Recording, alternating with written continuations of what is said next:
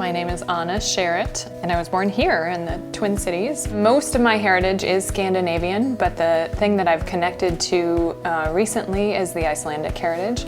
My father's mother grew up in an Icelandic community in North America. I grew up eating lamb. That was a pretty common Sunday dinner with my dad. They always had lutefisk on Christmas Eve, and I remember as a child visiting my aunt's house and where my grandmother lived, my Nana Thordis, and having, well, I don't think I ever ate it, but there was lutefisk there. The Icelandic heritage is more unique. I mean, you hardly meet anyone who's from Iceland. It's a small group of people. And there's something wonderful about if you have Icelandic heritage, when you go back to visit, people call you the Western Icelanders. There's this affinity. People in Iceland actually see you as attached to them. Just recently, I think it was 5 or so years ago, my family and I went to Iceland for a month and traveled around the whole country.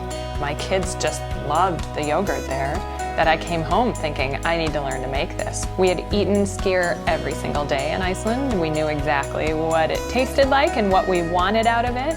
So it has become a little bit of a thing that they like to do with me. Yeah, but mostly they want to eat it. I teach at the Swedish Institute and also at North House Folk School. And one thing about my classes is that I'm teaching the recipe, but at the same time, when you make skyr, there's a fair amount of heating and kind of waiting time.